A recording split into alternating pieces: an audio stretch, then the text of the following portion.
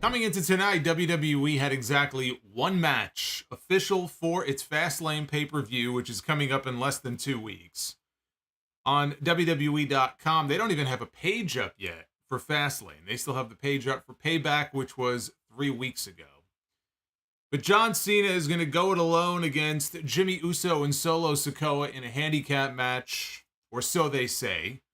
As they said tonight, John Cena has no partner. We'll find out this Friday that LA Knight will be teaming up with John Cena to take on the Bloodline.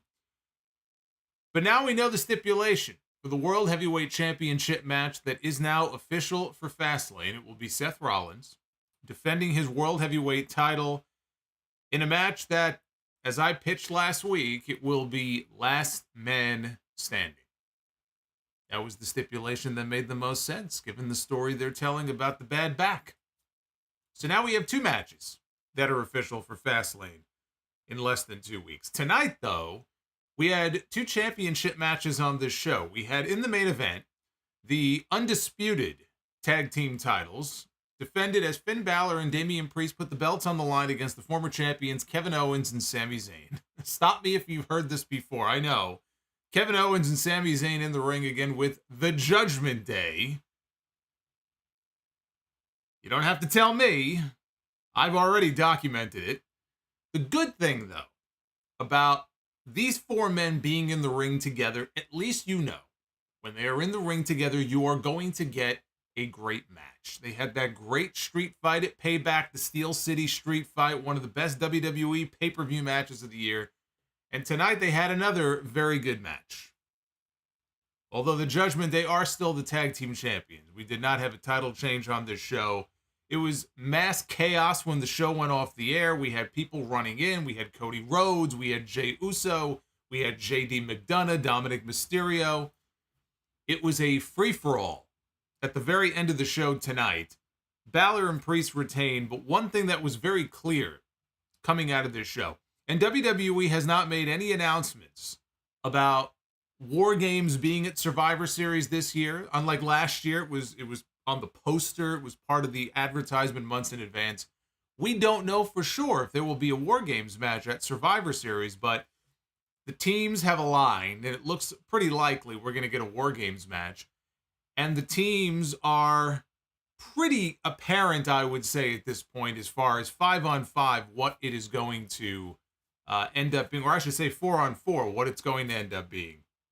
And so we got a sneak peek of that here on this show. The other championship match was for the NXT North American Championship. And the other member of the Judgment Day, Dominik Mysterio, putting his title on the line against Dragon Lee, making his in-ring debut here on Monday Night Raw.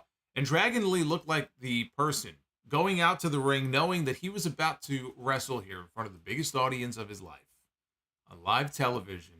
And he was going to go out there balls to the wall, and he was going to have the best possible match that he could have.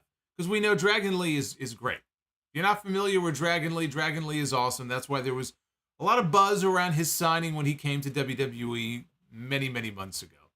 But he went out there tonight, and he tore it up with Dominik Mysterio. And hey, credit to Dom as well. It takes 2 to tango. Those 2 guys went out there tonight, and they fucking killed it. But Dominik Mysterio is still the North American champion. He has no opponent at No Mercy this Saturday. He had an opponent, and they fired him, and apparently Shawn Michaels was none too pleased about this. I can't imagine he would be. One hand doesn't exactly know what the other hand is doing at all times. So I don't know if Dominik is defending his title this Saturday or not. We'll find out tomorrow night on NXT. But those 2 matches were excellent. We also had the continued slow burn for the Drew McIntyre heel turn, which I must say WWE is handling very well. They're taking their time to really show you and explain to you why it is that Drew McIntyre is about to pop. Why is it that Drew McIntyre seems to be all pissed off at the world? It will be no surprise when the day finally comes that they pull the trigger and he officially goes heel. So they're doing a very good job with that as well. Those 2 matches, they had a couple of other good ones here on this show. If you ignore the Nia Jax stuff, which thankfully was kept short, as it should be, this was a very good episode of Raw tonight. The show has been more focused. Sometimes there's more filler than I would like. Some shows are just harder to sit through than others. This week was not one of those weeks. The crowd they had out there in California, they were in Ontario, California tonight. Kudos to them. They were hot for most of the stuff here all night. And having a crowd that is loud and engaged is always helpful. So I thought they were great. And hey, it beats the hell out of having an absentee champion on the show who never shows up, which is really why Fridays have been taking a beating without Roman Reigns. So we can talk about SmackDown, though, on Friday. But I do think that they are taking their sweet time, though, setting up the card for Fastlane. There's really no reason why, less than 2 weeks out from this pay-per-view, there should be one match announced. Now we have two. I don't know what's taking them so long. We should have a few more matches that have been official by now, so they have to pick up the pace on that. But overall, I did enjoy the show tonight. I thought it was a very strong episode of Raw. And that is what we are here to talk about. We're going to talk about Monday Night Raw because this is your Monday Night Raw review for September 25th, 2023. I am the Solomonster. Like and subscribe. 400 likes is the goal tonight for our Be the Booker segment. We will do that later on in the stream if we hit our goal. We're not quite there yet, so go ahead and hit the thumbs up. And Super Chats are open. Channel memberships are open. Thank you, by the way, to those who have re-upped or subscribed as channel members for the very first time. Silver Tower, I know you're with us. So thank you very much. So we start from the very top here. Cody Rhodes, who is a man that really has had no direction on this show now ever since SummerSlam. He has just sort of been floating around, kind of meandering around. He comes out, he cuts promos, doesn't really have anything to sink his teeth into. Cody Rhodes was not part of War Games last year because Cody Rhodes was hurt. He was still recovering from the torn pec.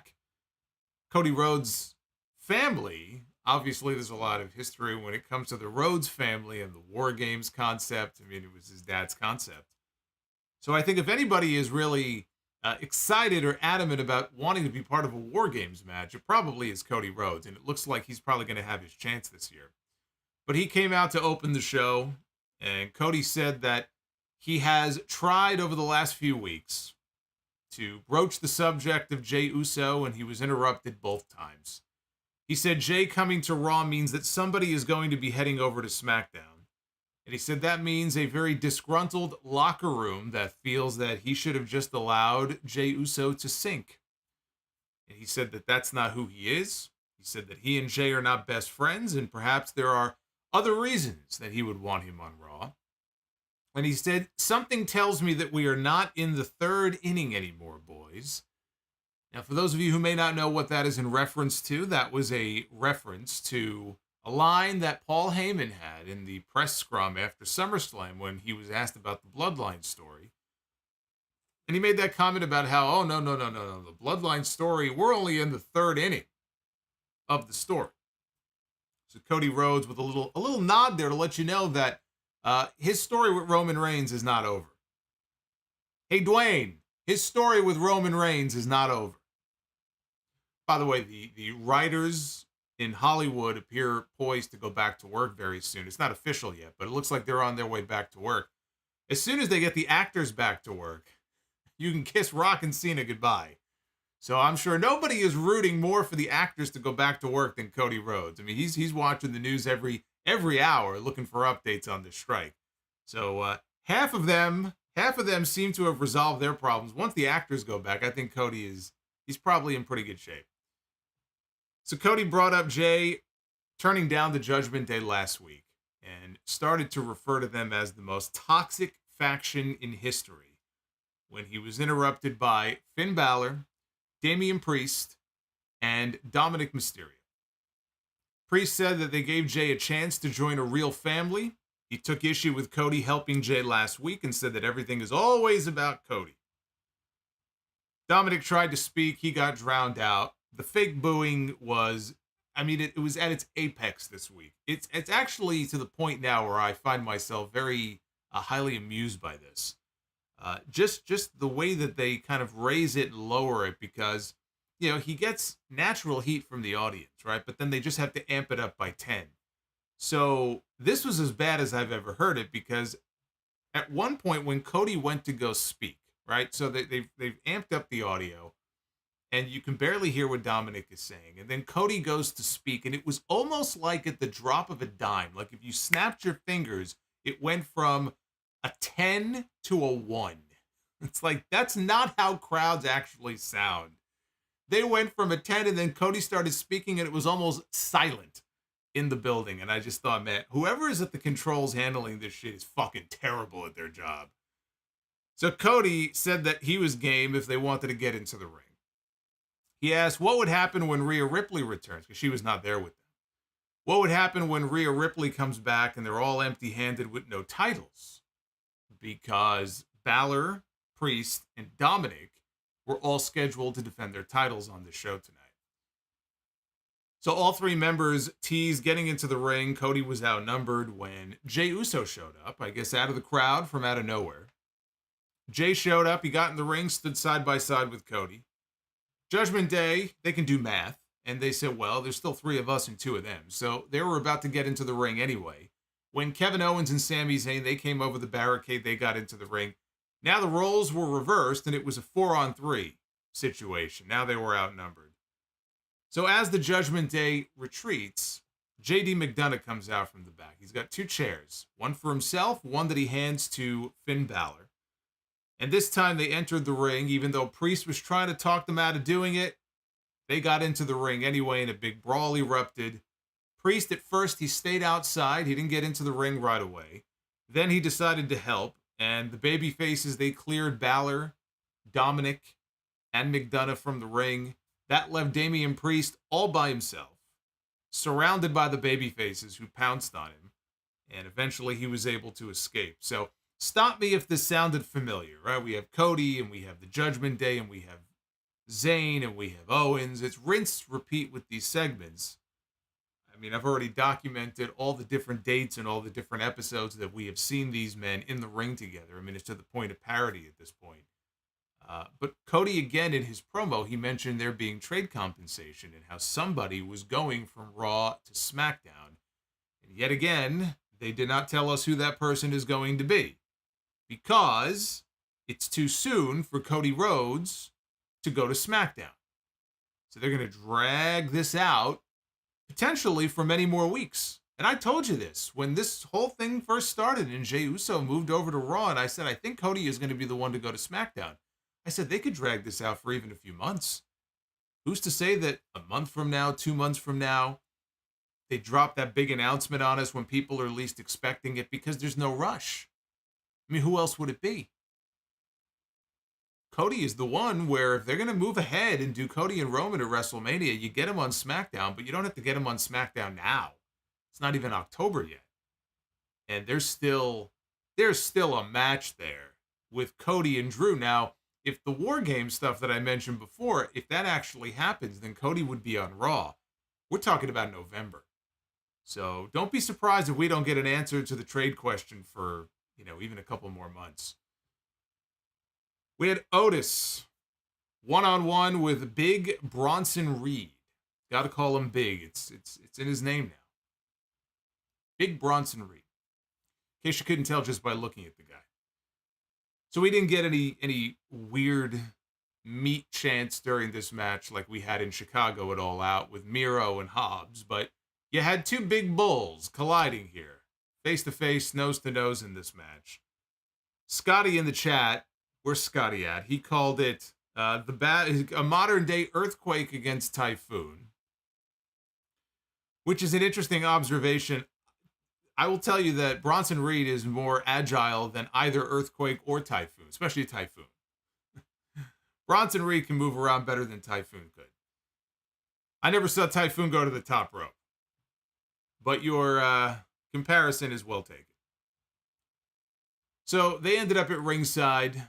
They charged at one another. Otis knocked Reed down, and then he charged at Reed again when he got up, but this time Reed moved out of the way. Otis crashed into the ring post. And when Otis got up, Reed put him back down with a clothesline. Back inside, Bronson caught Otis coming off the ropes onto his shoulders, and he held him there for a few seconds and then dropped him with a Samoan drop. Both men went for a running crossbody block at the exact same time, and they collided in mid-ring. Otis splashed Reed in the corner, and he got him down, and then he hit his caterpillar elbow. Otis went for a Vader bomb, crashed and burned when Bronson moved out of the way. Reed followed up with a running senton and then dragged Otis to the corner. He went up to the top, and he hit the tsunami splash, squashed him like a bug, and he pinned him. 1, 2, 3. That was the end of that. This was fun for the 4 minutes they gave them. This was fun. The crowd was into it. Every big man spot, when one of these guys would knock the other one down, they reacted. They were gasping. They were into this. They were into this. Bronson Reed. Let's talk about Bronson Reed here for a second. Bronson Reed should have a breakout year in 2024. They really haven't done much with him this year.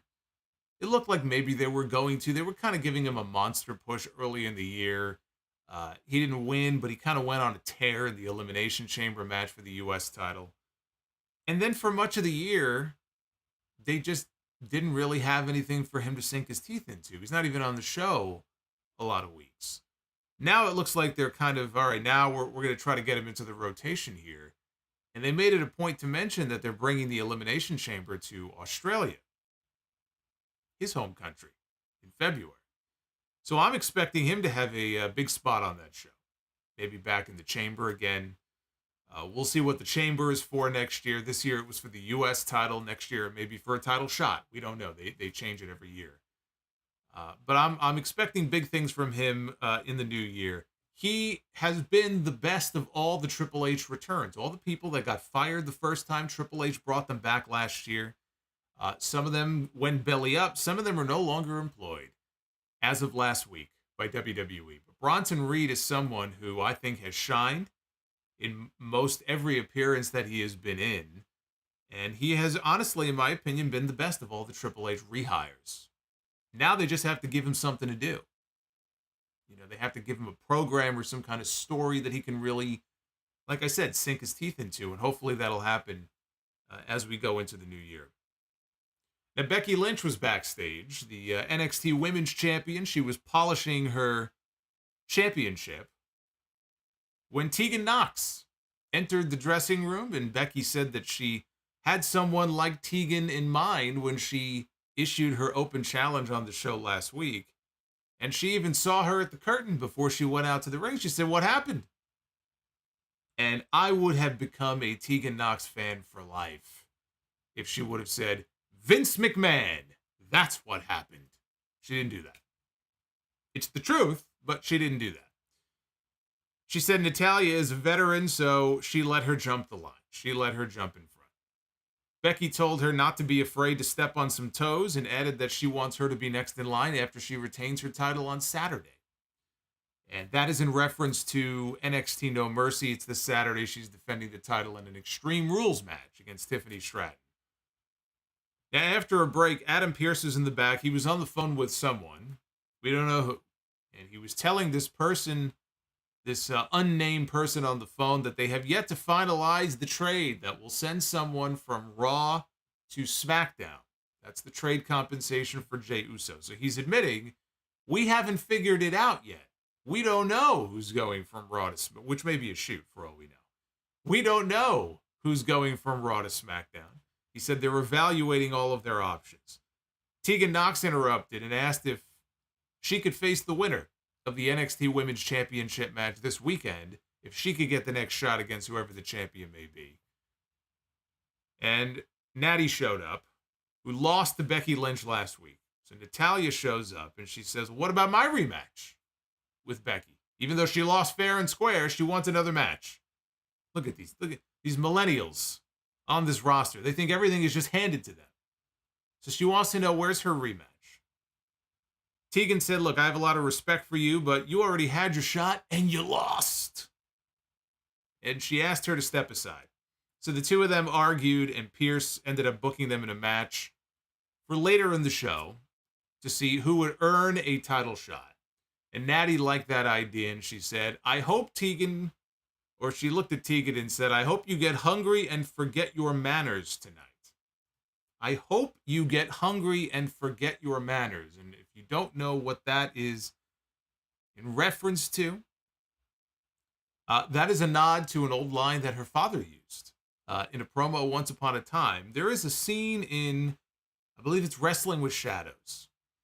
And it is ahead of the big classic Canadian Stampede 10-man tag. It was the Hart Foundation against Stone Cold, Ken Shamrock, Goldust, and the Legion of Doom. And so we're getting a backstage view into things. And there's a scene where Vince Russo walks up to Jim the Anvil Neidhart. And he tells him, Jim, I want you to close the promo. Because the Hart Foundation are going to have a promo. Jim, you do the closing line. And Jim didn't know what the closing line was going to be until Brett had a suggestion. And Brett said, look, we're going to close it. Why don't you try this? We're going to get hungry and we're going to lose our manners. And I don't even remember where Brett said he got that from. He might have gotten it from a book or something. I don't know.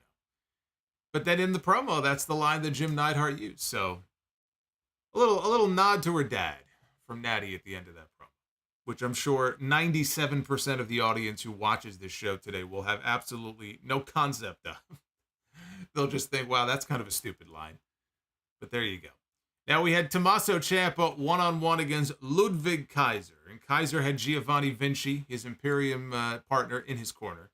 They showed Gunther watching on a television backstage. He had a big smile on his face. He would not have a smile on his face when this match was over. For the finish, Ciampa had Kaiser down. He lowered his knee pad. Vinci then climbed up on the apron. And he got drilled by Ciampa with a knee strike. And Michael Cole is talking about it. Oh, he may have broken his nose. He's down on the mat, laying, not on the apron, but kind of like in the corner of the ring, covering his face. And so this has the referee distracted. Meanwhile, Kaiser catches Ciampa with an enziguri and he covers him, but the referee was busy tending to Vinci. Well, this does not please Ludwig Kaiser in the least, and he gets up and he goes over to his partner, and his partner is down on the ground, and this guy, his face could be broken. And what does Kaiser do? He kicks him out. He boots Vinci like garbage. Just boots him out of the ring, like, get out of here. And he's yelling at him. He's saying some stuff to him. When he turns around, though, he walked right into a ripcord knee, and he crumpled to the mat, and Ciampa pinned him for the 1-2-3. After the match, they showed Gunther in the back watching, and he was not happy with what he just saw. Ciampa, meanwhile, looked into the camera, and he said that he would take everything that Gunther has. So it is not looking good. This is obviously not the first time that we have seen Giovanni Vinci either lose for Imperium or do something to screw things up for Imperium. So it is not looking good for the future of Giovanni Vinci in this group. And meanwhile, it looks like Gunther and Ciampa is going to be the Intercontinental title match for, presumably, for Fastlane. Now, I say presumably, they have a contract signing coming up on Raw next Monday with Gunther and Tommaso Ciampa. But Michael Cole, when he was announcing the contract signing for next week, on commentary, he would only say, and I want to make sure I get the exact line here, he said, Gunther will eventually defend the title against Tommaso Ciampa. If it was happening at Fastlane, then why wouldn't he just say the contract signing for Fastlane? So this may not be happening at Fastlane. I mean, look, they did Gunther and Chad Gable on television. They didn't wait and do that match on pay-per-view. They did that match on TV. They did that match on Raw instead of doing it at Payback. I don't know why you would want to keep the Intercontinental title off your pay-per-view when you have 2 fucking matches so far announced for this show. But that line there by Cole tells me they're not sure if this is even going to be on the pay-per-view. This may end up being on TV. And look, I'm sure when we get Gunther and Ciampa, I mean, we know what Tommaso Ciampa can do. If you followed his career in NXT, you saw the great matches he had in NXT and when he was the NXT champion. Tommaso Ciampa is great. He has not had that match yet on the main roster that shows people the real Tommaso Ciampa. And I say the same thing about Johnny Gargano, who apparently is all healed up and ready to go. He's just waiting for creative for himself. Johnny Gargano had incredible matches in NXT during the Black and Gold era, even into the beginning of 2.0. he had incredible matches. What has he done so far on the main roster that you would deem as incredible? Nothing. He's done nothing. Same with Tommaso Ciampa. Both of them have yet to show the world what they can really do. This is an opportunity for Ciampa to go in there with somebody who, I mean, not that Ciampa has to be carried, but no doubt these two can go out there and have a kick-ass match. The only thing about it, though, is that they have really not done much of anything to establish Tommaso Ciampa as any sort of real serious threat to Gunther. They're keeping the story going with Chad Gable. Chad Gable is eventually going to get a rematch. He's going to win the Intercontinental title. There's still people who tell me you're delusional if you think Chad Gable's going to win the championship. I do. I believe ultimately at the end of this, whether it's the Royal Rumble, whether it's Survivor Series, whether it's WrestleMania, Chad Gable is going to win the Intercontinental title. Until they get to that point, they just have to kind of feed people, feed bodies to Gunther, and that's what this feels like. They're just feeding someone to him. They haven't really built Ciampa up for this spot. That's my only knock on this. But when it comes bell time, I have no doubt these two are going to go out and tear it up. Tegan Nox, one-on-one with Natalya. Becky Lynch was ringside doing commentary. This was also the first time I noticed that Tegan Nox has, since she came back, that Tegan Nox was out there without any knee braces on. Because she's had multiple ACL injuries. Usually she has the knee braces on both legs. No knee braces. And it was weird. It was like watching Austin without knee braces. It would feel weird. So I noticed that. Natalya hit a sit-out power bomb for a 2 count. Tegan came right back, hit the shiniest wizard, and got the pin in 2 minutes. Now, I thought that this was to determine who would be the next challenger for the NXT Women's Championship. I could have sworn that's what Adam Pearce said in the segment earlier in the show. He told Natty and he told Tegan, I'm going to make a match. You two are going to go out there, and you're going to earn. You're going to see who earns the right to challenge either Becky or Tiffany for the NXT Women's Championship. That's what I thought. When it was over, Michael Cole, on commentary, he questioned whether or not this win means that Tegan Nox has now put herself in position to challenge for the NXT Women's Championship. Does he not watch the show? Is it like Lucha Underground, where the announcers are supposed to be oblivious to all of the kind of backstage segments and the cinematic segments, and it's like it exists in its own separate universe? Did Michael Cole not see that segment with Adam Pearce earlier in the show? It seemed pretty cut and dry to me what he was talking about. But then later in the show, they announced that Tegan is going to meet the champion next Monday, whether it be Becky Lynch or whether it be Tiffany Stratton. So again, a very weird comment here from Cole on commentary. And I would also say that if they're teasing that Tegan is wrestling one of these two women, it makes it a lot more likely that we're getting Becky Lynch beating Tiffany Stratton for a second time. Because I think the match next Monday is Becky and Tegan. So I think, I don't want to say it's a spoiler, but to me, it just makes it seem a lot more likely that Becky is going to win that match on Saturday. She does, by the way, have at least one more NXT date scheduled. For those of you wondering if her schedule on the Tuesday show is over as of this week, she is scheduled to be on the October 3rd episode of NXT. Now, that could be where Becky is going to wrap up her run there, but the more dates beyond No Mercy that she's scheduled for, the more likely it is that she holds on to the championship. Now, I pitched an idea on the podcast this weekend, and the clip is up on the channel now. It's only a few minutes long, about Jade Cargill. And if WWE wants to make a splash with her, and they're already working on main roster creative for her, she may well end up bypassing NXT. But if you want to give her the best of both worlds and really make a splash in her debut, you put the NXT Women's Championship on her. You want to make a splash with her? You want to establish her on day one as a player in this company? I can't think of a better way than her debuting with the open challenge and beating Becky Lynch and taking the NXT Women's Championship back to NXT. You know, she could still make main roster appearances, but that was one idea that I floated. So we'll see what they end up doing with Jade. Now, Finn Balor, JD McDonough, and Dirty Dom. They were backstage in their dressing room looking more like a fucking Spirit Halloween store when a furious Damian Priest stormed into the room. He threw a chair against the wall. He got up in McDonough's face. He was very angry, very upset over what happened in the opening segment where he didn't want to go into the ring and fight those men. They did. And he's the one who ended up being outnumbered and was beaten up by the babyfaces. So he was not happy about that.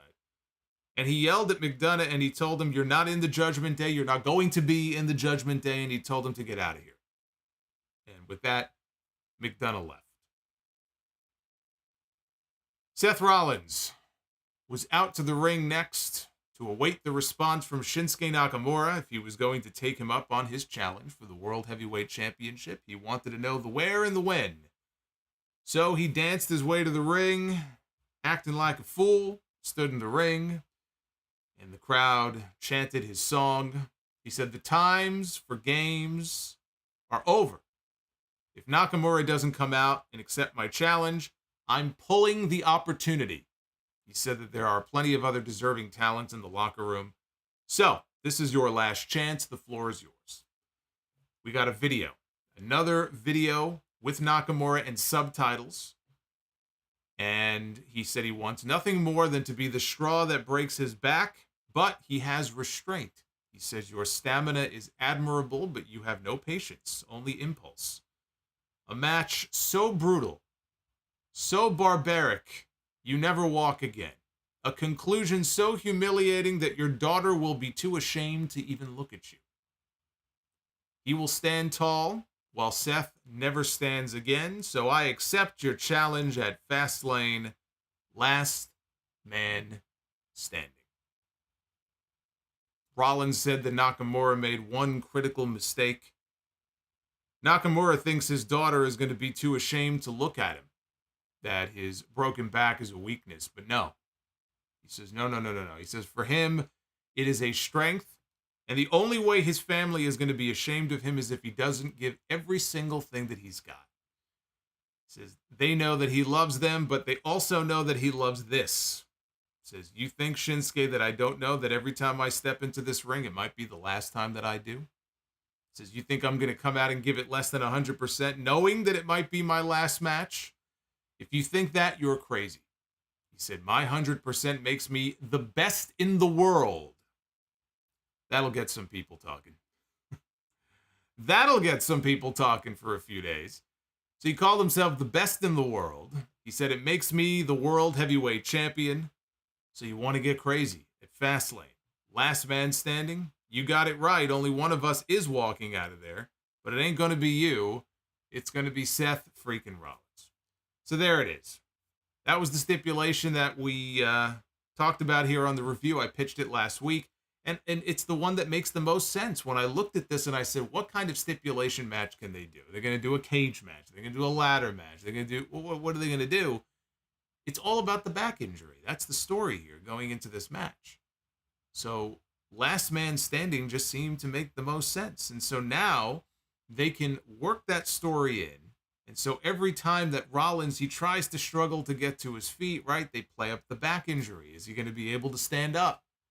Is he going to be able to get back into things? Is he going to win valiantly? Or he can lose without being pinned. Because there's no pinfalls, there's no submissions in a match like this. But he's not losing. Not to Nakamura. I think that the chances of a Money in the Bank cash-in on this show are actually quite great. Even though Priest is one half of the tag team champions, it does not mean that he cannot cash in. So I would keep an eye out and say that depending on how things go in this match, you know, if Rollins ends up all broken down, but he pulls out the win barely at the very end of this, why would Damian Priest, like in storyline, why would Damian Priest, if he is in the building, and Seth Rollins is a broken man in a heap laying on the ground, why would he not come out and cash in his contract for a world championship match? But no, Seth Rollins is not going to lose to Shinsuke Nakamura. Damian Priest, I'm less sure of that. But he is not going to lose to Nakamura. Now, Jackie Redmond was in the back interviewing Ricochet, who was on crutches after Nakamura attacked his knee last week. He guaranteed that he would return and said whoever wins the last man standing match at Fastlane, because whether he walks out as champion or not, he says that he has unfinished business with Shinsuke Nakamura. Then we had Dominik Mysterio, who suddenly has no opponent for No Mercy. Supposed to be on the pay-per-view next Saturday. Maybe he still will be, but right now he is a man without an opponent because they fired Mustafa Ali. He went one-on-one on this show with Dragon Lee for the NXT North American Championship. This was Dragon Lee's Monday Night Raw debut. They did air a vignette earlier in the show with some highlights trying to explain to people who Dragon Lee is, because they have no concept of who this guy is. He's he's a lucha guy in a mask. Most people in that building, they don't know who he is. I would be willing to bet most people in that building don't watch NXT week to week. So for a lot of them, this was their first exposure to him. So they were kind of quiet in the early going of the match. As the match went on, and they got to see who Dragon Lee is and what he can do, it didn't take long for him to get them into the match. And by the end of it, they were hanging on to every near fall. He had people standing on their feet by the time this match was over, thinking that he was on the cusp of winning that championship. So Lee sent Dominik to ringside early and hit him with a flip dive out to the floor. Dominik came back with the DDT on the apron a little while later. They went to a break. We got footage of what happened during the commercial break of Dominik tying the tails in the back of Lee's mask to one of the ropes and then putting the boots to him. Dominik went up top. Lee got his knees up, though, on the frog splash attempt. Dragon Lee came back. He had Dominik down in the corner, and he absolutely blasted him with a running drop kick to the face. This was a drop kick that Shibata would be proud of, down in the corner. And he went for a near fall and only got two. Dominik came back, though, with the Michinoku driver for a near fall of his own. He went for a 619. Dragon Lee ducked the attempt. He hit a knee strike for two. And then with Dominik on the apron, this right here, this was the highlight of the match. Dominik Mysterio is out on the apron. Dragon Lee is in the ring. And he runs towards the ropes. He leaps over the rope and nails a Hurricane Rana and takes Dominik from the apron all the way down to the floor in one fluid motion there. Popped the crowd huge. Not the kind of spot that you usually see here on this show. Now, if you've watched NXT before, you've seen him do this move before. We've seen that previously. In fact, I think he did that in the, I forgot which event it would have been, but maybe the Great American Bash, but he had a Heritage Cup match. And I believe that was the last time I saw him do that spot. So that was an easy pop there from the crowd. Dragon Lee quickly got him back into the ring. He followed that with a sit-out powerbomb and got a very close near fall. And this is what I mentioned before. The fans were hanging on to every near fall at this point. And part of it isn't just that they were wowed by Dragon Lee. Dominik Mysterio has legitimate heat. You know, when I talk about them piping in boos and stuff, they are. It's just a fact. But he gets natural heat from these crowds. The people love to boo this man. So it was as much a case of them being impressed by Dragon Lee as much as it was also the fact that they just wanted to see Dominik get beat and see a new champion crowned on the show. So they were hanging on to every near fall here. Crowd started chanting, "This is awesome." Lee went to the ropes. He got cut off by Dominik. Fought back, though, and Dom ended up upside down in the Tree of Woe, and then he got double stomped from the ropes. Dragon Lee charged Dominik in the corner. Dominik, though, backdropped him up.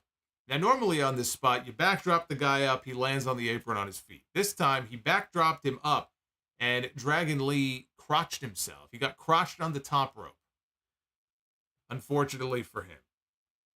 So he falls back into the ring. He's grabbing his little dragons, and he's writhing in pain on the mat. Dominik goes up. He got some good distance, too. He nailed the frog splash. He made the cover. He got the pin. And in about 10 minutes, still North American champion Dominik Mysterio. Dragon Lee showed up tonight like a man on a mission. He knew he had a spotlight on him, and he went out there and he killed it. He killed it. He had the best match that he could have possibly had. Dominik had one of the best matches of his career tonight. I loved the match he had with Ray at WrestleMania back in April.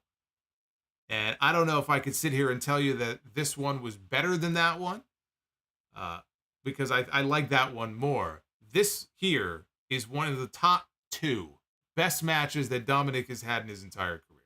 I thought this was great.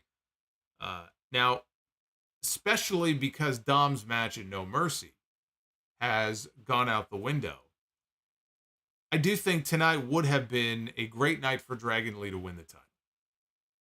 Especially in hindsight, looking back at it now. Because you never really know if the crowd is not familiar with somebody. I mean, it could have been crickets out there for this match, right? But they were into it. They were up for it. They were begging. They were hoping to see a title change on this show. And again, his match with Ali went out the window for Saturday, so he's got no match scheduled. It just felt to me like, okay, this is the perfect opportunity to change the title, and they didn't do that. Especially because, Dragon Lee already lost to Dominik once before. He lost to him on television last month. And Dragon Lee has taken a few losses in recent months. He lost to Dominik. He lost to Mustafa Ali, who doesn't even work there anymore. He lost to Nathan Fraser. He lost to Noam Dar. So it felt like this would be a good comeback win for him. Or you have Dom cheat to win, because he didn't really cheat. I mean, he got crotched on the top rope. Dom took advantage. He got the pin. This was the cleanest win that I have ever seen Dominik Mysterio pick up, because every Dominik Mysterio match has interference from a member of the Judgment Day. Usually it's Rhea Ripley, but sometimes it's Priest, sometimes it's Balor. There was nobody there to help him. There was no Rhea, there was no nobody. This was the cleanest win of his career. And now it's like, well, if they come back and they do the rematch at No Mercy, which I think they might do, we'll find out tomorrow night. If they want Dominik defending the title on that show, maybe they're saving the title change for No Mercy. Maybe they are going to put the title on Dragon Lee, but they're going to do it on Saturday. But I look at the way they did the finish here in this match, and he beat him clean. He basically beat him clean. At least if he would have cheated this time. Or if there was a member of the Judgment Day, or even J.D. McDonough or somebody who would have come out to run, interference to help him, you could say, okay, well, the only reason Dragon Lee lost is because, yet again, Dominik had help, and so it's only fair. Run the match back in Bakersfield on Saturday. This time there will be no Judgment Day there to help him out. He didn't do that. So it's like, yeah, I guess they could always do a rematch, but like, what's the point? He already beat him. So we'll see. We'll see. They're going to have to announce it one way or the other tomorrow, because tomorrow night's the go-home show. But this was great. If I had to say, if there's one match that you should go out of your way to watch from this show tonight, if you did not see Raw and the main event was very good, it would be this match. This would be the match to watch. Now, Michael Cole was in the ring next for an in-ring interview with Nia Jax. Her first interview since coming back to the company. The return that absolutely nobody asked for. We had 20-plus people who were no longer employed by WWE. They were cut from the roster, and yet Nia Jax is still there. So we got footage before this of Nia taking out Rhea Ripley and Raquel Rodriguez, and her destroying Chelsea Green and Piper Niven and Shayna Baszler and Zoe Stark. Cole asked her a question, and then Nia just admitted she wasn't paying attention to what he was saying. She said, "I am Nia Jax, the baddest human in all of WWE." She said people thought it was Rhea Ripley, but she squashed Rhea Ripley. She said that she also squashed Shayna Baszler, Zoe Stark, Piper Niven, Chelsea Green. She would squash anyone they put in the ring with her, and the crowd at this point was giving her the what treatment. Zoe Stark interrupts. She storms down to the ring. She gets right up in Nia's face. And she says, "You attack me from behind," and then she dares her to do it face to face. Nia drops her. Stark then goes after her, and officials come out to break it up. And when we come back from the break, we have the match is official. Nia Jax, one-on-one with Zoe Stark. And Nia tossed her around the ring for a little bit, splashed her in the corner. Zoe avoided a spear in the corner and then threw a couple of kicks. She hit her with an enziguri. Jax, though, stayed on her feet. Zoe hit a springboard missile drop kick, and then she tried to power her. tried to power Nia Jax up onto her shoulders.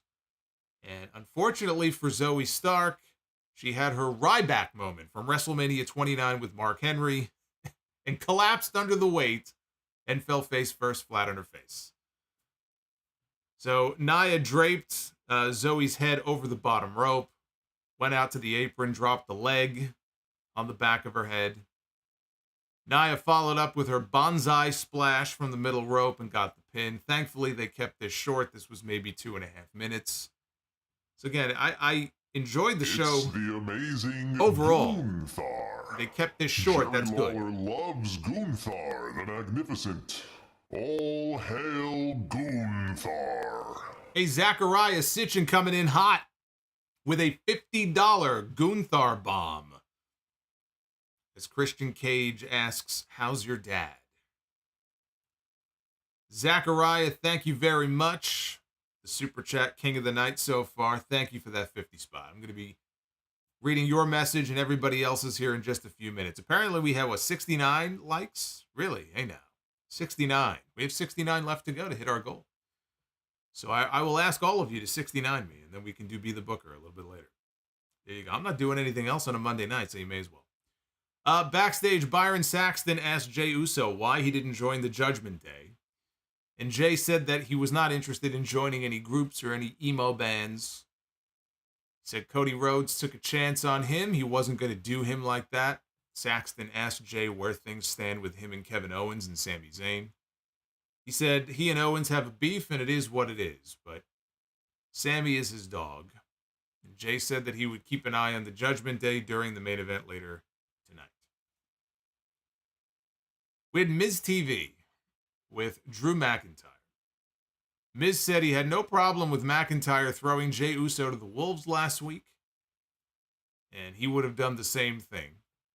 Miz did wonder why McIntyre did what he did, though, and McIntyre wanted to make it very clear that he is nothing like the Miz. Miz said that he abandoned Jey Uso last week, which was a very Miz move. Miz said that they both knew what it was like to be the backbone of the company as champions. Miz said McIntyre was the unbeatable WWE champion until he wasn't. So McIntyre was in a position where he got the opportunity of a lifetime at Clash at the Castle in front of his own people. Had the chance to win the championship back, but Jey Uso was there to give beatdown after beatdown alongside the Blood. I mean, it was Solo Sikoa who cost him that particular match. But the broader point is that Jey Uso was involved in so many Bloodline beatdowns that screwed over people countless times, which is true. Miz said the Judgment Day put the boots to Jey last week, and McIntyre suddenly interjected and said, "Karma's a bitch." And Miz agreed and said that Jey got what he deserved. He called McIntyre the Batman of WWE, which meant that Cody Rhodes was Superman. Miz asked what it felt like to get upstaged by Cody, and that got McIntyre's dander up. But New Day interrupted before McIntyre could respond. So again, they're teasing it. They're teasing something with McIntyre and Cody. They're just not going full throttle into it just yet. Kofi Kingston came out with Xavier Woods. Kofi said he didn't know Drew was so cold-blooded or that he would do something so cowardly.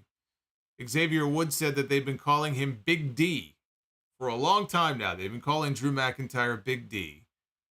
But it seems like there's been some shrinkage, and Woods wondered if McIntyre's giant sword was a little too limp to get the job done. Miz said, hey, Big D and Massive Miz were having a conversation here. McIntyre told Miz to shut up. McIntyre asked if Kingston and Woods came out last week to help Jey, which they did not. And he accused them of being hypocrites. McIntyre said that there were a lot of guys who could have helped, and Cody only did it because he was cleaning up his own mess. Kingston said McIntyre should have helped Jey. Miz tried to speak again. McIntyre again told him to shut up. And this happened about 4 times here in this. This is going to be the new thing now, where he gets the crowd to say, shut up, Miz. McIntyre asked if they just forgive and forget. Is that what we're supposed to do? Just forgive and forget all the Bloodline beatdowns? Kingston said they didn't forget, but Jey was trying to make it right. Miz spoke up and he was told to shut up again. Kingston said they look up to McIntyre because he always does what's right and they respect him for it. Miz put his hand up in the air to do his when my hand goes up, your mouth goes shut stuff. But before he could get the line out, he got dropped with a Glasgow kiss. Headbutt right to the face. Down goes Miz. So Drew then invites Kofi into the ring to find out what hard times are all about. So that takes us into the next match. But first, we got a backstage segment here with the Alpha Academy. Chad Gable approached a disappointed Otis in the back. Otis lost to Bronson Reed earlier in the night. Gable said that we would go back, we'll look at tape, and we'll learn from what went wrong. Ludwig Kaiser interrupted. And he called them an embarrassment. Yeah, because he lost the match on this show also. But, here, these guys lose, and it's like they're celebrating their loss. So he calls them an embarrassment. Maxine Dupree tells him to go away. Gable wanted Kaiser to give Gunther a message for him. He still had his eyes on the Intercontinental title. And he would suplex his way to the championship. And he also wanted Kaiser to put some bass in his voice when he delivered the message. And he was acting all goofy. And he was being Goofy Gable here in this segment. Drew McIntyre, one-on-one with Kofi Kingston. Drew had a really good match a few weeks ago with Xavier Woods. Kofi had a great match on Raw last week with Ivar. This was not as good as either of those matches, but they had a good match. It just wasn't as good as those two. Kofi caught McIntyre with a drop kick that sent him out to the floor, and then Kofi went up top. He hit McIntyre with a trust fall while Woods was playing his trombone. Kingston later caught McIntyre with a suicide dive. Drew came back with a big forearm shot right to the side of the head, and then he executed an Alabama slam that, now they're on the floor, and he gets him in position for the Alabama slam, and then he thrusts him forward, and then Kofi goes face first into the ring apron. Back inside, McIntyre starts the countdown. He's going for the Claymore kick. Kingston avoided it, and he put Drew down with an SOS for a 2 count. Ivar shows up. And Ivar has Valhalla with him. Still no Eric. Eric, we were told last week, was not medically cleared. That's why we got the singles match instead. So no Eric again this week. He destroyed Xavier Woods. He had Woods down on his butt up against the barricade, did a running splash right into the barricade. Kingston, meanwhile, he sees this. And Kofi is going to go help his partner, but Drew grabs him and brings him back in. And McIntyre ends up putting him down with a Claymore kick for the win. Michael Cole. And it's weird because Michael Cole had a few weird moments on this show, but it's been a few weeks now of Cole and Wade Barrett doing Raw instead of SmackDown. And I think part of the reason I think the energy of the show feels up is because of the commentary. Michael Cole and Wade Barrett as a combo are better, much better than Corey Graves and Kevin Patrick. So I think that's actually helped Raw since they did the announce shakeup. But Michael Cole is not perfect. And Michael Cole called this a classic. Michael Cole is on drugs. This was not a classic. This was good. But this is an example of hyperbole just gone wild. There was nothing classic about this match. So it sucks that I have to sit here now and it feels like I'm talking down to the match. But look, you're going to make these comments and say stuff like this. I mean, come on, you got to have some credibility here. So no, this was not a classic, but this was good. After the match, McIntyre, he exits the ring. At which point, Ivar gets inside. He attacks Kofi. McIntyre briefly looks back, right? Just like last week with Jey Uso. He looks back. He sees that Kofi is being beaten down. He doesn't do anything about it. He turns back around, and he walks to the back. So in the ring, Valhalla is telling Ivar to go up to the top, which he does, and he hits a top rope moonsault on Kofi. So Drew McIntyre has officially entered the I don't give a fuck phase of his character. And I'm liking the build to where they're going with this. The thing I appreciate about the McIntyre turn, we're seeing the heel turn here in slow motion. It's not a matter of when is he going to turn heel. the heel turn is already in progress. It's just it's like a glacier. It's like a slow moving heel turn, right? Can't do anything about it. You can see it coming. They're just taking their time with it. They're stretching it out. But what I appreciate about it is the fact that they're taking the time to explain it to us and give us a reason as to why Drew would feel the way that he does. I think back to the Chris Jericho heel turn back in 2008 with Shawn Michaels, and that was a great story.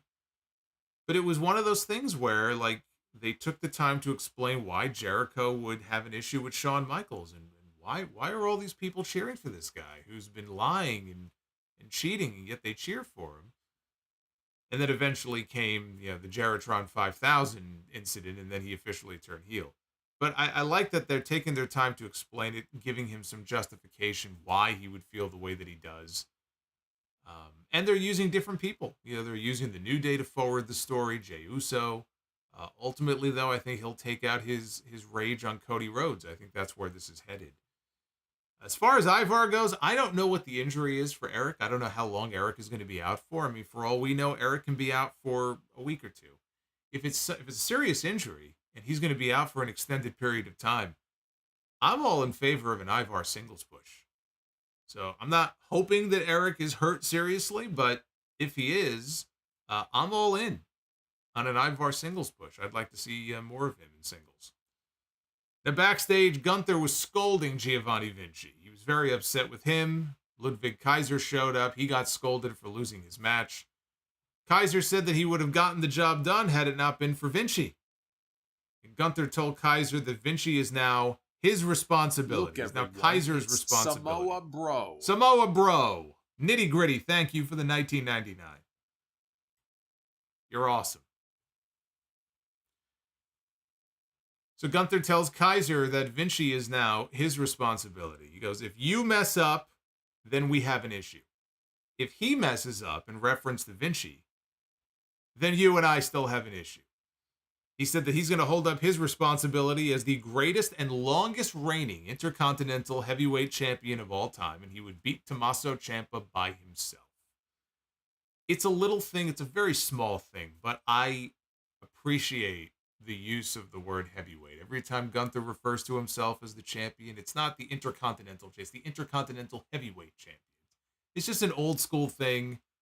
It used to be that way back with the IC title. It used to be called the Intercontinental Heavyweight title, but it's such an old thing. So again, a very small thing, but I appreciate that. The main event was Finn Balor and Damian Priest defending their undisputed tag team titles against Kevin Owens and Sami Zayn. That was the main event here of this show. Where are we at, by the way, as far as the goal? All right, we're a little short. 15 more. 15 more likes, we hit 400, so get going on that.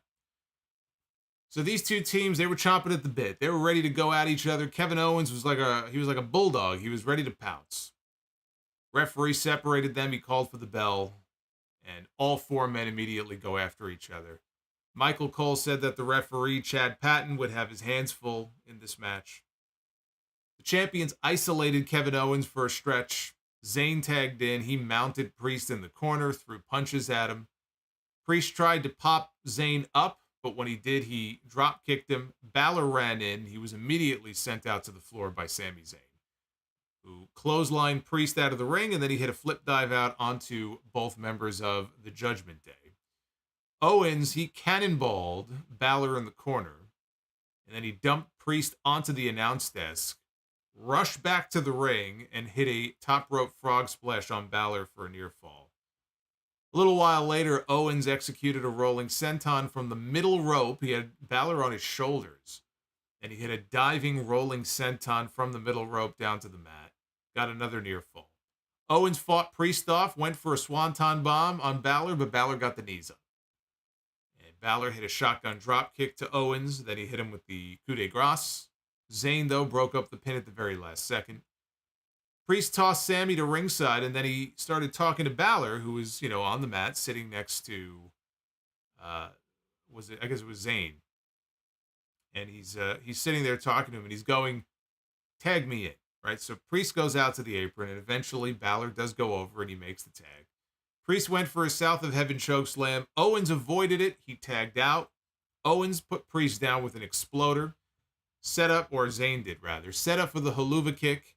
When Dominik Mysterio shows up, just listen for the boos. Here comes Dominik, and he distracted Sami Zayn. He knocked Dominik off the apron. Priest took advantage of the distraction. He went after Zayn. Zayn, though, came right back with a Blue Thunder Bomb, had the pin until Finn Balor got in. Just at the last second, he broke up the fall. Dominik stood on the apron. He's arguing with the referee until Jey Uso shows up. And Jey Uso pulls Dominik down off the apron, worked him over a little bit on the floor. JD McDonough shows up. This is where people just started coming out. JD McDonough comes out. He goes after Jey. Here comes Cody Rhodes. Here comes Superman down to the ring. And he hits a suicide dive onto McDonough. Cody and Jey now, they're roughing up Dominik in the aisle. And we have a whole gaggle of agents come out, and they're surrounding these guys, and they all go to the back, right? They all brawl right to the back. In the ring, Owens put Balor down with a stunner. Priest threw Owens out of the ring. Zayn hit Priest with a haluva kick. And they had this great, I don't know what camera they were using for this, but Zayn hits the haluva kick. It's almost like they had a corner view and with like a raised camera. And you see Priest goes down. The referee, I don't know what he was distracted by. He was having a Rick Knox moment here. He's distracted by something. That allows, out of camera frame, JD McDonough to jump up on the apron with one of the tag team title belts, and he waffles Sami Zayn right in the head with it. Sami falls down to the mat. He's knocked out. Priest very slowly drapes his arm across Sami's body, and he scores the pin. So the Judgment Day retain their tag team titles. Now, after the match was over, Priest and Dominik, they met Balor and McDonough on the floor. And Michael Cole starts wondering if JD McDonough had finally proven himself worthy of being a member of the Judgment Day. Jey Uso, Cody Rhodes, they run right back out. They went to the back. Here they come. They run right back out. They attack the Judgment Day. Owens joins in. Zayn joins in. All the agents and the referees, they tried unsuccessfully to break these men up. And it was a chaotic brawl to close out this episode of Raw. There was a lot going on here. A lot of interference there, very overbooked at the end of this match. But it was a hot match with some great near falls, crowd that was totally invested in what they were seeing. All the matches between these four are great. So even though we see it constantly, I mean, it's like the New Day and the Usos. It got to a point where it's like, yes, the New Day and the Usos, I mean, they can work together. If you tell them, hey, go out there in 5 minutes and work a match, they'll put on a 4-star match because they've worked together so many times, it's just second nature to them.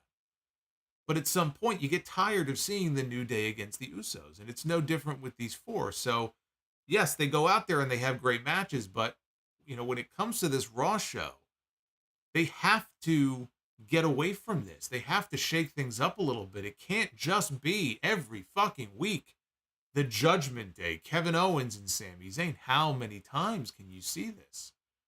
And we're going to see more of it too.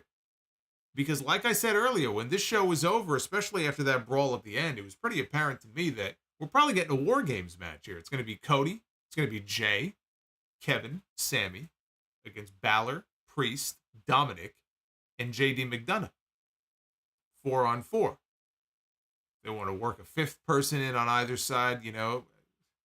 Who knows? Maybe Drew ends up joining the Judgment Day side of things. I don't know. But 4-on-4 War Games seems to be where this is going, which means we're going to get more of the Judgment Day against Cody and Owens and Zayn. But my God, I mean, if they do that, please let that be the blow-off. I'm not sure how many more times I can sit here and just watch the same thing every single week. That aside, very good main event, excellent North American title match. Otis and Bronson Reed had a fun little big man match there. Drew and Kofi had a good match, not a classic, Michael, but good match. And the show just felt like it flowed better than it usually does. I wasn't looking at my watch thinking, my God, this show won't fucking end. So when we have a week like that on Raw where I'm not looking at the clock, just praying for the show to end, then I call that a good week of Monday Night Raw, because it ain't always like that. But it was definitely a more focused show. SmackDown, we'll see on Friday what they do. Obviously, Roman Reigns is not going to be around for a while. So, you know, look, I mean, it's a shame because SmackDown at one point was the A show. And how do you call it the A show when you have a champion who never shows up? You know, I saw somebody shared something with me the other day where I think Roman Reigns has had one title defense in something like 170 or 180 days or something like that. I mean, it's ridiculous. It's ridiculous. And people still think I'm crazy when I say, oh, you know, Cody Rhodes should have won the title of WrestleMania. And there are still people who disagree with me and say, no, it was the right move for Roman to be the champion, really. Because he's had such a great run since WrestleMania. Give me a fucking break. Guy never shows up. He's the star of the show. Even if he's not wrestling every week, he shouldn't be wrestling every week, but like to not even be on the show. And SmackDown is suffering as a result. Now, thankfully, LA Knight has gotten over. Now he's a big part of the show. They got John Cena back. John Cena's not back permanently. John Cena is only booked for another month. And then guess what? After Saudi, John Cena is gone. And they're going to have to get Roman Reigns back on that show. So SmackDown has its own set of problems right now, but it's almost like the pendulum is swinging in the other direction, it feels like. Here's the poll. 71% thumbs up score for Raw tonight. 28% thumbs down. Again, you can vote on X. Sounds so weird. Sounds like you're on drugs. For those of you on X tonight, make sure you vote in the poll. It sounds so stupid. Just so stupid. What am I supposed to call my sad tweet segment on the podcast from now on? Sad X? You know how fucking dumb that sounds? It's sad tweet.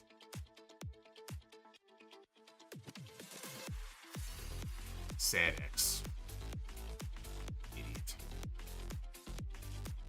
But no, I mean, the Roman Reigns thing is just, it's beyond ridiculous at this point. And all the people that used to complain about Brock Lesnar when he was champion and he wouldn't show up. And I don't know. From a lot of those people, I'm wondering, you know, where the complaints are. It's like all these records, and they talk about how many days Roman has been champion for. It's like him not being around completely defeats the entire purpose of you know, promoting that as any sort of impressive accomplishment. Well, how is it impressive? If the person is never around, then how is it impressive? And the people who will say, well, he might break Hogan's record. I'm like, what record? There is no record. I love it. I love it when people use that word record when it comes to like Hogan or Backlund and people like that. Like, there's no record. San Martino has the record. Hogan doesn't have the record. What are you talking about? I think people just say things, they just say things without actually giving any thought to what it means. Arby says, I love the meats. Thank you, Arby, for the 10 spot. Lady Fire Panda with the $20 super chat. I know it's wrong to wish someone gets fired from their job, but after all the cuts that have been made, WWE staff, how in the blue hell does Kevin Dunn still have a job? Is he that big of a yes man? He's part of the fabric of that company. As long as Vince is around, his job is safe. And also, I am still waiting for the day that one fan gets the bright idea of rushing Brock Lesnar like that one guy rushed Seth a while ago. Well, if you want to see a murder on live TV, there you go. Naughty Delicious Chicken with Flavor. One of these days, I would love to see Nia Jax do a tope suicida in her matches. Well, that you got the suicida part right, if she ever tries that. Also, I'm glad to see Fine Wine Natty on my TV screen. Natural Scream Thriller. Is Sammy Owens the long-lost brother of Kevin Owens? I guess he would be, yes. Naughty Delicious, I suggest CM Punk takes a break from wrestling for another year, but if he is serious on coming back after the non-compete is over, I would do New Japan. I don't know that his body could hold up to it, honestly. I don't see his body holding up to the New Japan stuff. At his age, with some of the recent injuries that he's had in the last couple of years, I think that's a bad idea. Now, if he wants to do the odd match here and there, but if you're talking about more of a full-time run, a whole string of matches in New Japan, Punk in the G1, he'll never last. And he says, despite New Japan and AEW's partnership, New Japan would welcome CM Punk. Oh, I don't doubt they would. Of course they would. I just don't think that physically his body would be able to hold up to it, more than a match or two. The real CSO2, not surprising when Dragon Lee stole the show tonight. What a match. But he has been losing a lot recently. I can't remember the last time he won a match. That's the point I made before. He's been eating a lot. He's been eating more losses than he should. Lost to Dominik, lost to Noam Dar, Nathan Fraser, Mustafa Ali, who's not even there. That's why it felt to me like this was his time. Maybe they'll do it at No Mercy if they make that rematch on Saturday. Naughty Delicious says, Raw, SmackDown, or NXT. I will give Triple H and Shawn Michaels credit for planting seeds for stories and not being too clingy with the booking in WWE. He also says, what do both bagels and donuts have in common? Well, they have a hole in the middle. Talking about holes again.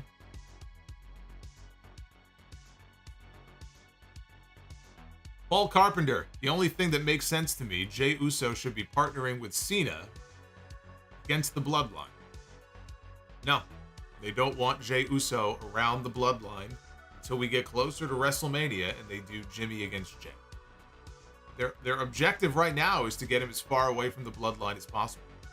It's like Rey and Dom going into WrestleMania this year. They moved Rey to SmackDown. Dominik ended up sort of following him there. But the idea was to put some space and some distance between them until they got closer to WrestleMania and then revisit it. That's what they're doing with Jey Uso. Rodimus Prime says all this stuff with Cody, Judgment Day, etc. is pretty much overkill.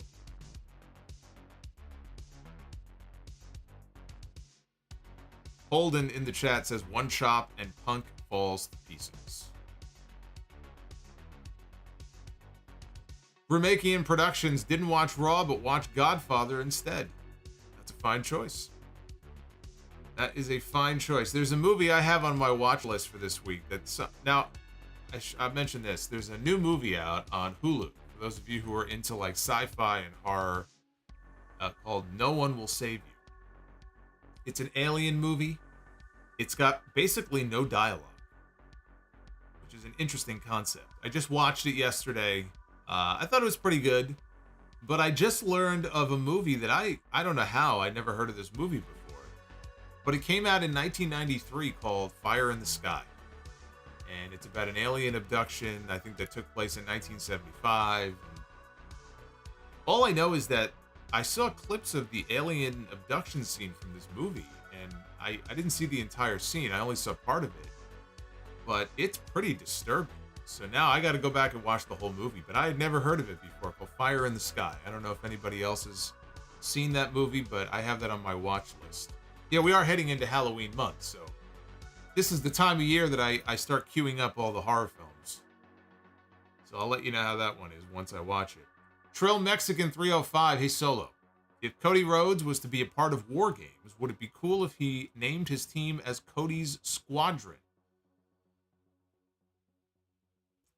I don't know, maybe the Cody Clan? What do you think about that? Cody Clan, maybe? HBKC83, when do you think JD McDonough officially joins Judgment Day? How? I think once Priest goes out, McDonough gets in. I think they're going to tease it out for a little while longer. Hey, Gato, good to see you, brother. Griga, Ontario show was great. Dragon Lee against Dominik was my favorite match of the night. It was the best match of the night. Zachariah with that $50 super chat. I would agree. No need to rush Cody to SmackDown, but that also asks the question, does that mean Roman Reigns on the island of relevancy for the rest of 2023? Do they run a 4-on-4 match to get Cody on the card? So many questions, not a lot of answers. This is the way. Hurricane, that's a great point. He says, why not the Dream Team? We actually had a Survivor Series team called the Dream Team many years ago. I want to say it was maybe 1990. Was it 1990 Survivor Series? We had the Dream Team. I like that though. I like the Dream Team. What I was going to say though is to answer Zachariah's question. I'm expecting Roman Reigns back for the Saudi Arabia show, which is November 4th. So I don't think we see Roman until maybe the end of October. And I think Saudi should be Roman and AJ Styles once AJ is back from his storyline injury from last week.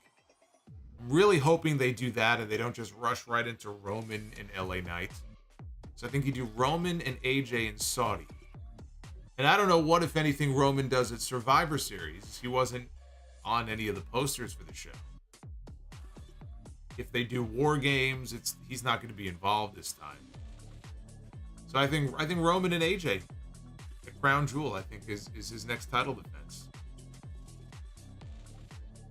Zachariah with another super chat says, if House of Glory was to one day sell replica titles, I would purchase one, especially the Crown Jewel Championship. That is a badass name for a title. I just said Crown Jewel in Saudi Arabia, and then we have a Crown Jewel super chat here.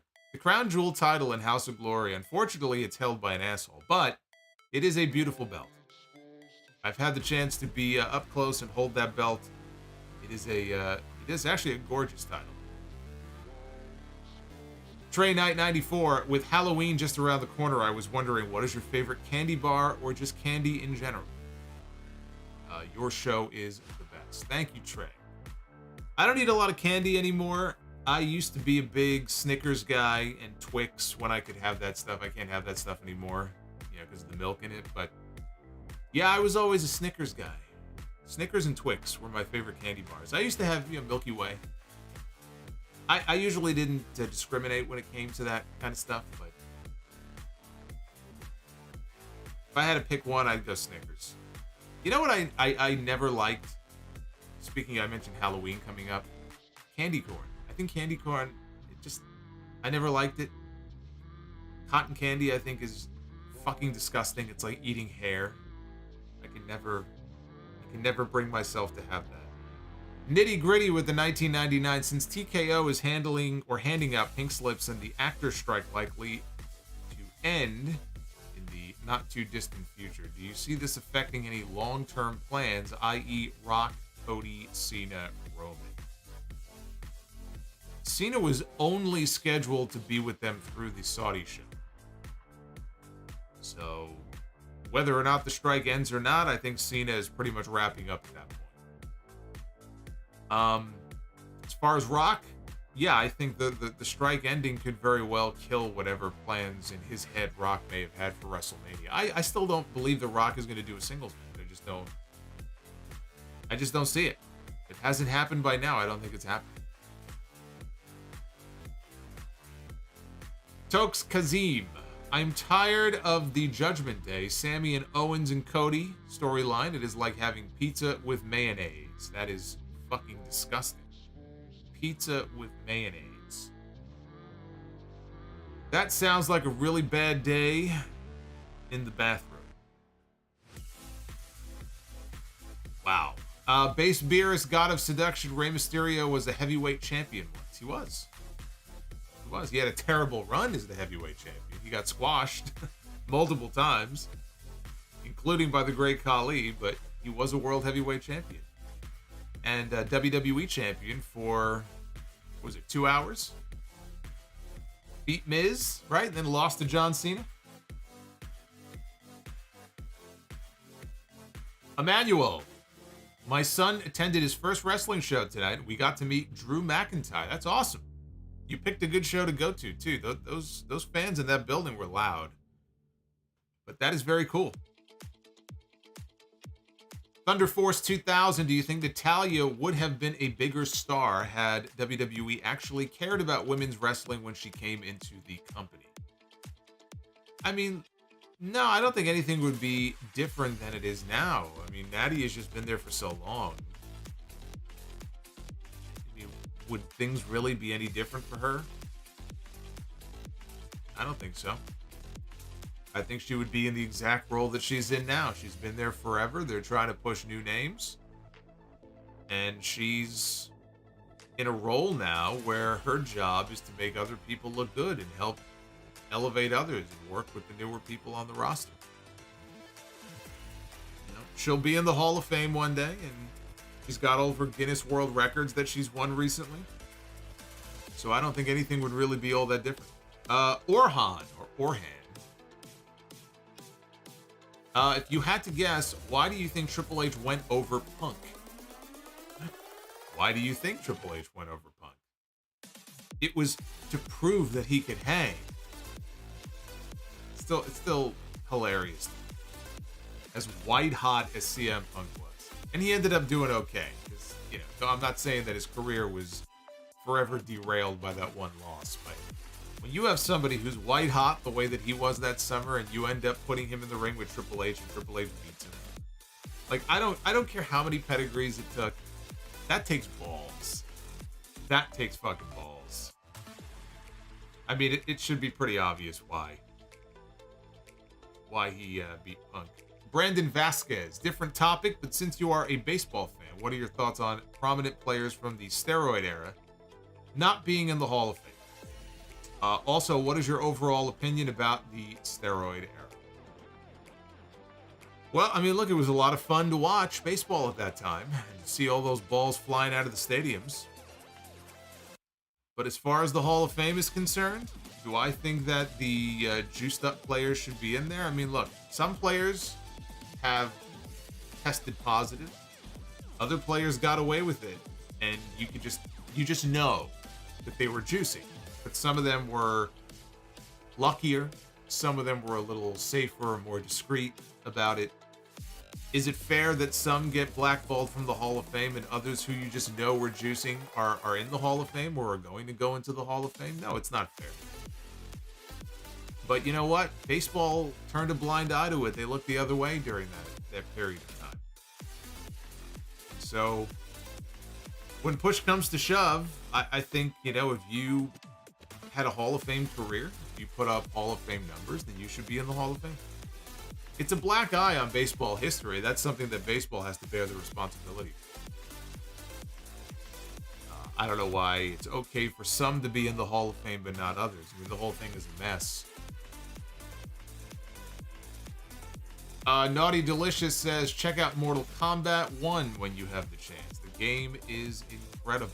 It looks incredible. I saw the trailer for it. HBKC83, would you endorse the defending a championship every 30-day rule in today's world of wrestling? Or is that a thing long gone in the past? You know, it was something I think that was a WWE thing for some of the heel champions back in the day. I don't know that the 30-day rule was some universal pro wrestling rule in every territory and every promotion. I don't know. Did WCW back in the day ever institute like a 30-day rule that they enforced? I don't remember. I don't think it necessarily needs to be 30 days, but there should be some sort of limit. Yeah. Whether it's 30, whether it's 60, 90. It's ridiculous. When you start going past 90 days without a title defense, I mean, it's ridiculous. Roman Reigns did not defend the championship a single time after WrestleMania on television, because he had one house show match with Rey Mysterio. Not one title defense between WrestleMania and SummerSlam. And now since SummerSlam, it'll be at least Saudi, if not Survivor Series, before we get another one. I mean, it's ridiculous. And you look at somebody like MJF. MJF, his whole gimmick for the longest time was, I don't wrestle, right? How often did we see him wrestle on TV? Not very often. Since this storyline with Adam Cole and the babyface turn, he's been wrestling more often.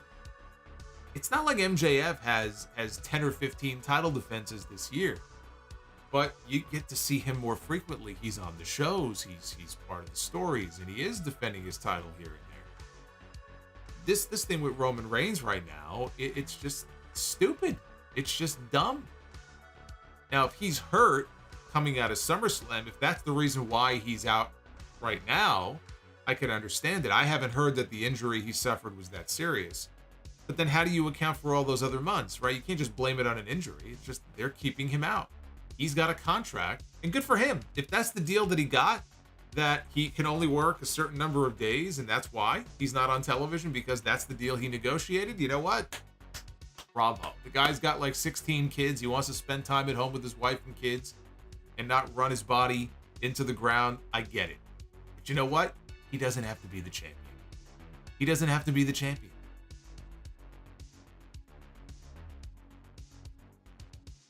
Paul Carpenter.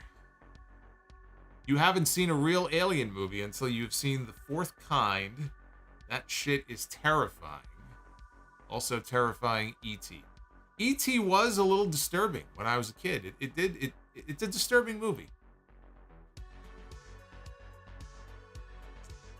We've got B-Money04. So what is the over-under on the amount of lies or embellished stories Hulk Hogan will tell on the Chris Van Vliet podcast?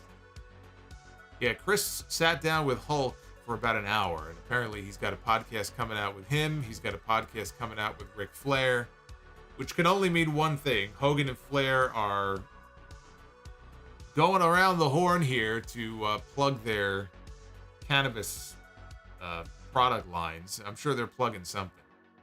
But apparently he's got interviews with both of them coming out. And Chris is one of the best interviewers around, but it will be interesting to see what tales Hogan tells in this interview. Edwin, going home after Raw, I can gladly say that it was a very entertaining show. I am sad, though, I did not get to see Mommy or Gunther in person. Naughty Delicious, Dom and Finn Balor, Princes of the Universe, and Born to be Kings. Imagine Raw ends up moving to Wednesday nights. I talked about that possibility yesterday on the Sound Off. It's possible. If Raw is moving off Monday, you know what? Wednesday is as possible as any other night of the week, except the weekend. And I think it would be a disaster for AEW, and it would be a disaster for me, because then I would have to choose between which show do I watch live. You know, I don't want to have to make that choice. It's stupid. It's just a stupid thing. So, and it's just having Raw any other night but Monday to me is just stupid. And God of Seduction says, mayo in ice cube tray. Mayo ice with drinks, anyone. Man, you people are sick. You know that? You've got some weird imagination here. You need some psychological help here. Mayo ice cubes. I don't even want to think about that. Imagine mixing, like having a mixed drink, put some ice in the drink, and it's like mayo ice cubes. Ugh. All right, we are up over 450 likes. So we have gone 50 up over the goal. Thank you very much. Let's do it. Let's be the booker. Ladies and gentlemen, it is now time to be the booker. Yes. We wiped the slate clean. I think we went 1 for 3 on Friday. So we're going to pretend that didn't happen. We start fresh, and we start with Men's Be the Booker, where we randomly, for fun, book a match and see what we come up with here. And we begin with, it's my hero. It's Al Bundy. It is Al Boom Boom Bundy. Al, 4 touchdowns in a single game Bundy. Man is a hero. This is a man that we should throw a parade for. Al Bundy and MJF. How about that? How about that? Al Bundy and MJF. I think imagine a heel tandem. Imagine Al Bundy managing MJF when MJF was still a heel, healing on the fans, and then Al chiming in with some comments about the women in the crowd. They get thrown off TV. You can't make the kind of jokes that they made on Married with Children. You can't make those jokes today without getting canceled. I don't want to see the match. I want to see those two as like a manager, like a heel manager wrestler combo. That's what I want to see. That's the combo I never knew I needed until I just talked about it. Fuck. All right, women's Be the Booker. We begin with Maria Kanellis. Maria Kanellis. Mrs. Mike Bennett. And Maria Kanellis is going to go one-on-one with Melina. And Melina is very flexible. Took one of the best-looking sharpshooters that I've ever seen. Got her back bent all the way back. But I'm trying to book some matches here. And I'm not feeling this one. Well, I'm feeling a certain way looking at this photo, but I'm not feeling that as an actual wrestling match. So, unfortunately, that one gets the buzzer. And now we go to Tag Team Be the Booker.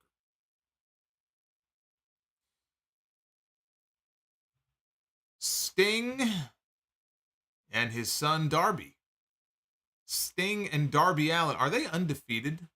I believe they might be undefeated. I think Sting and Darby may be undefeated in AEW. Sting and Darby. Darby is headed to Switzerland next month to begin training for his Mount Everest climb in April. So he will be in Switzerland in September. Or October rather. He'll be in China in November. Doesn't look very good for him winning that TNT championship next weekend. Sting and Darby going to be taking on Owen Hart and the British Bulldog. Very, very underrated tag team that does not get talked about enough is Owen and Davey Boy. Man, what a match that would be. Sting and Darby against... You know what? That's a great match. I'd love to see that match.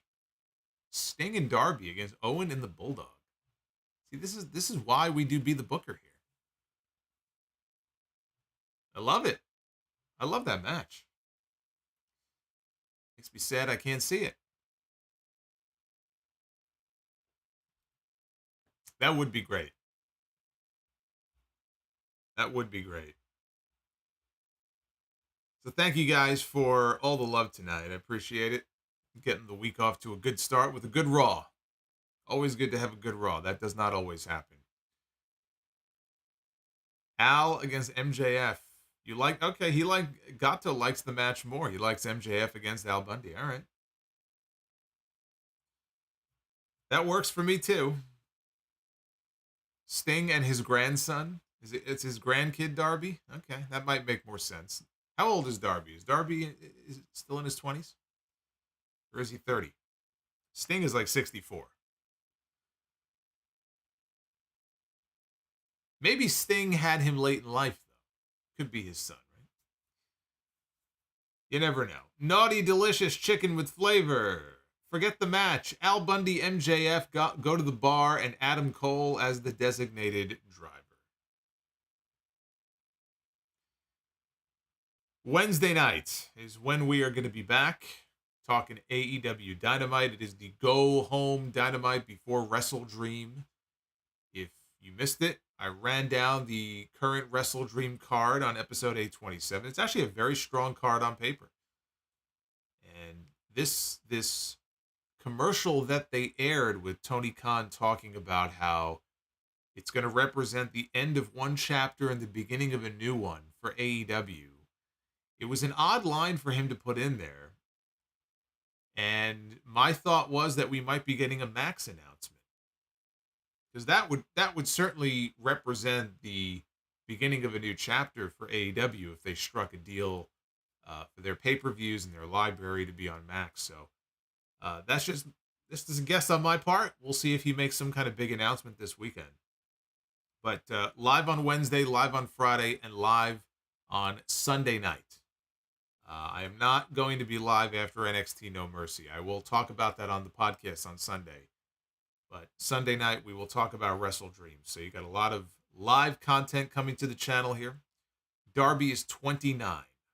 Okay, so Darby is 29. Sting is 64. And yet Sting is still out there taking bumps off of ladders because he's a crazy man. But I love him. Enjoy him while you can, because Sting ain't going to be around in the ring forever. I just hope he doesn't kill himself. Be well. Stay safe. Enjoy the rest of your night. Come on back. We'll do this all over again for AEW Dynamite on Wednesday night. Until then, take care, guys.